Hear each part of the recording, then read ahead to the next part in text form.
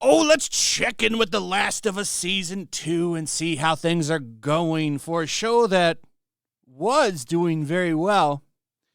We still don't have streaming numbers for the show, but we've got regular cable ratings, which I would say are probably the best indicator for where things are going for this, because you don't get any more normie than people that still watch shit on cable.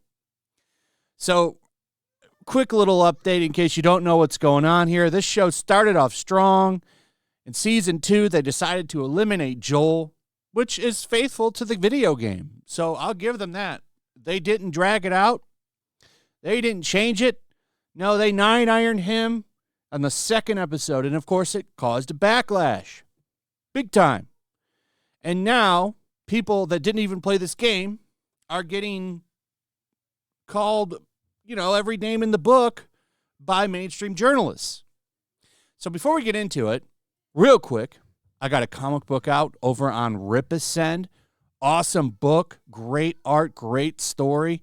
It's a World War II alternate history story.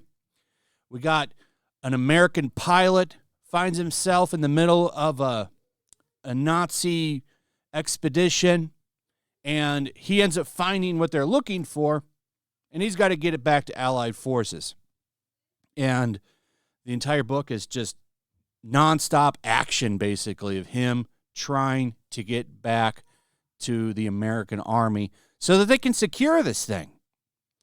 It's doing pretty good. I'm very happy with the numbers. 2,313 books sold, which is awesome. We've got some amazing deals over here on the website if you go and check it out. We've got some shirts. We've got covers. We've got a supplemental book that's only $6. That's a deal. Got signed and graded, 4 covers starting at $17. So check out the link in the description and go take a look at the comic. Now, let's get in to The Last of Us Season 2 and how after just 3 episodes, the ratings on cable have dropped by 20%. Now, the reason that this is funny is because, like I've said in previous videos, this is normies. You don't get any more normie than people that are still using cable. Most people don't even have cable anymore. So keep in mind, this isn't the entire picture. The streaming numbers will still likely be pretty high, but they will go down. We don't know what those are yet, and we won't know for a little while. But cable is funny to me because most of these people have probably never played the games, which is great to see because it just vindicates everybody that got attacked over disliking what happened to Joel in the video game. Because now you've got people that aren't attached to shit. They're not attached to any kind of culture war. They're not attached to any kind of online movement. These are likely just regular people coming home from their job and wanting to watch some TV. So they're sitting down and watching the character they liked for a whole season get 9-ironed by some girl named Abby. And she looks a lot better than the video game version. I will give them that. She would have made a pretty good Ellie, actually. But what's done is done there. So according to US TVDB, the first episode attracted around 938,000 viewers. That number plummeted with the second episode, where Abby kills Joel, to 643,000.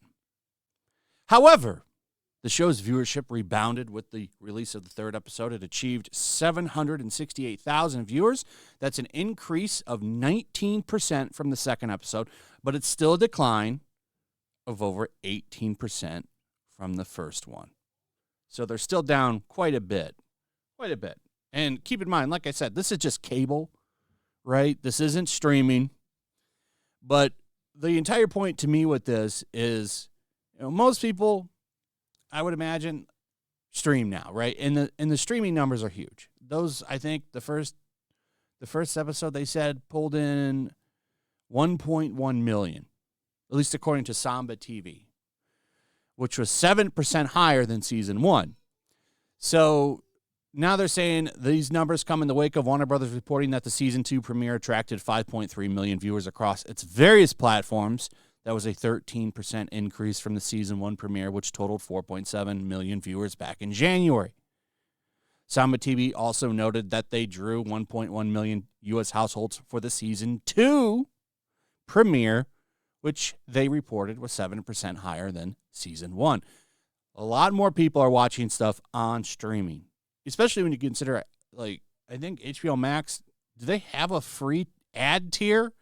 I don't think they do. I think it's like $10 with ads, but most people are watching the show that way, and that's just a fact. But a lot of the boomers, older people, just people that I guarantee you more than likely did not watch or play the original games. 20% of them noped out. And according to a lot of these journalists, these people don't exist. They're supposed to love this. It's actually a campaign against the show. It's just a bunch of bigots. It's not because the show sucks.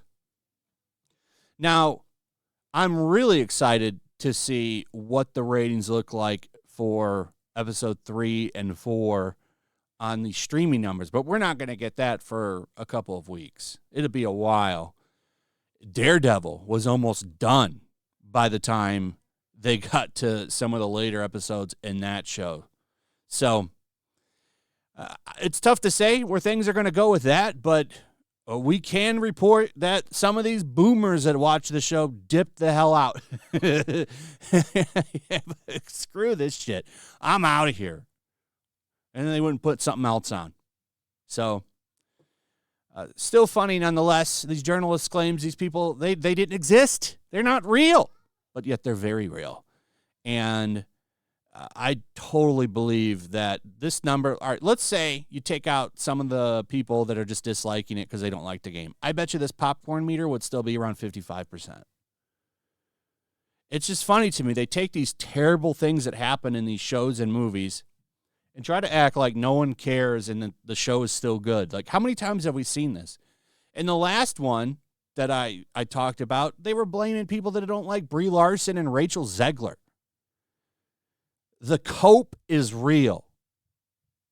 So, anyway, that's pretty much it. Let me know what you guys think about all of this. I just thought this was funny. It's once again, they're proven wrong that people aren't, like, they're trying to say everyone's happy with these decisions and this storytelling when they're clearly not. This was a mistake to do, and now they're going to pay for it all over again. So, let me know your thoughts on all of this. Also, if you would, please like, subscribe, share the video. Make sure you're still subscribed. Hit that notification bell. Check out the comic. The link is in the description. And I'll see you on the next one. Peace. The year is 1945. World War II rages from the halls of Buckingham Palace to the shores of the Nile River. Even now, the clash between freedom and tyranny is about to boil over. Somewhere in North Africa, 2 American flyboys are soaring high on a reconnaissance mission, searching for clues to a peculiar new obsession with the occult gripping the Nazi high command.